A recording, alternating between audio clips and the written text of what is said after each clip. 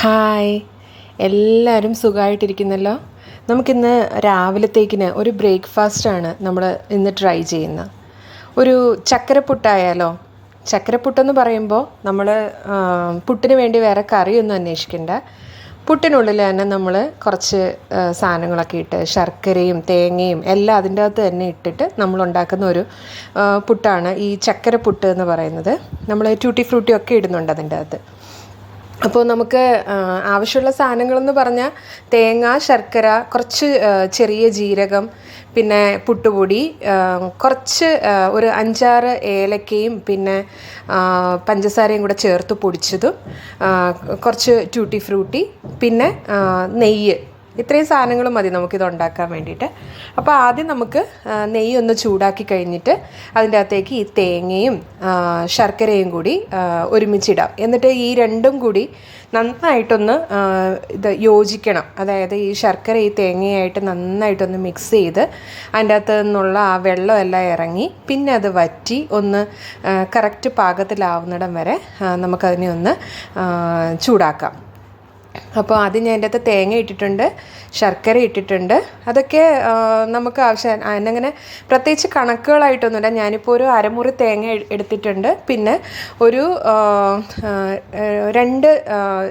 250 ml ഗ്ലാസിൻ്റെ അകത്ത് ഒരു 2 ഗ്ലാസ് ശർക്കര ചീകിയത് എടുത്തിട്ടുണ്ട്.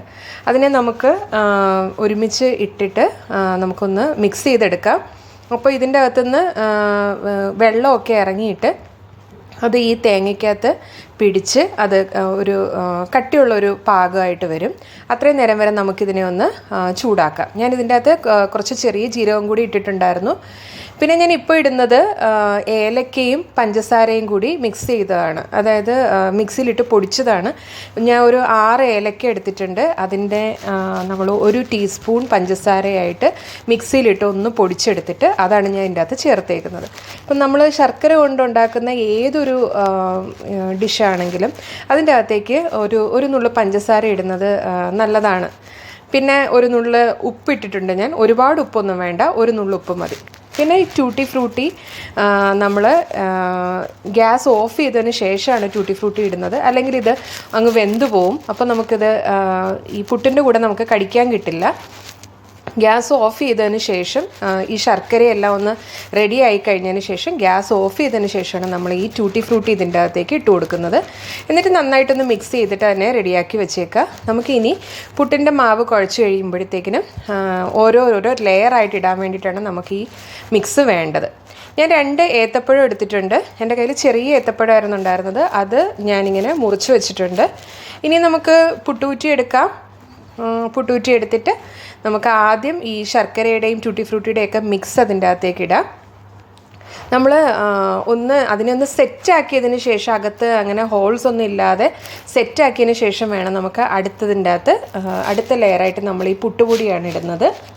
പുട്ടുപൊടി ഇട്ട് കഴിഞ്ഞിട്ട് നമുക്ക് അതിനെ ഒന്ന് കറക്റ്റാക്കി ഒന്ന് ലെവൽ ചെയ്തതിന് ശേഷം നമുക്ക് അടുത്തത് ഈ ഏത്തപ്പഴം ഇതിൻ്റെ അകത്തേക്ക് അടുത്ത ലെയറായിട്ട് ഇടാം. ഒരു 4-5 പീസ് ഈ പഴത്തിൻ്റെ കഷ്ണം നമുക്ക് ഇതിൻ്റെ അകത്തേക്ക് ഇട്ട് കൊടുക്കാം.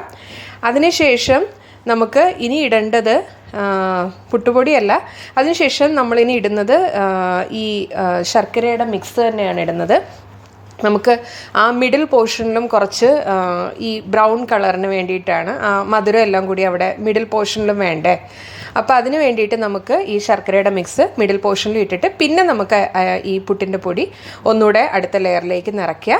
അത് കഴിഞ്ഞിട്ട് നമുക്ക് പിന്നെ ഈ ശർക്കരയുടെ മിക്സും പഴവുമായിട്ട് നമുക്ക് ഏറ്റവും ടോപ്പ് ലെയറിലും കൂടെ ഇട്ട് കൊടുക്കാം. എന്നിട്ട് നമുക്ക് ആവി കയറ്റി ഇതിനെ വേവിച്ചെടുക്കാം. ഇത് നമ്മളിപ്പോൾ പുട്ടുപൊടി എന്ന് പറയുമ്പോഴത്തേക്കിനും നമ്മൾ പുട്ടുപൊടിയും തേങ്ങയായിട്ട് ഇടുമ്പോഴത്തേക്കിനും അത്രയും വോളിയത്തിൽ ഈ സാധനം ഇരിക്കുന്നത് കാരണം ആവി വരാൻ കുറച്ച് ലേറ്റ് ആയിരിക്കും.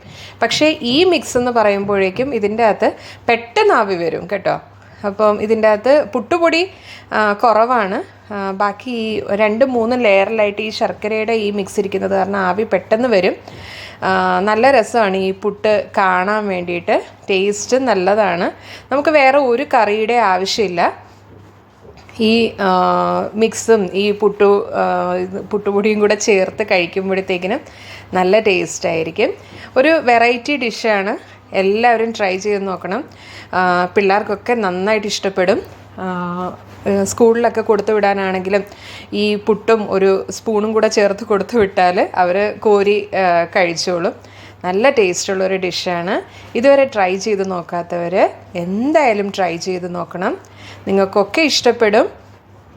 അപ്പോൾ രാവിലെ നമുക്ക് ഒരു ബ്രേക്ക്ഫാസ്റ്റിന് കറി വേറെ വേണം, കാപ്പി വേറെ വേണം എന്നുള്ളവർ ടെൻഷൻ അടിക്കാതെ ഇതുണ്ടാക്കി നോക്കൂ. നമുക്ക് പിന്നെ കാണാം. ബൈ.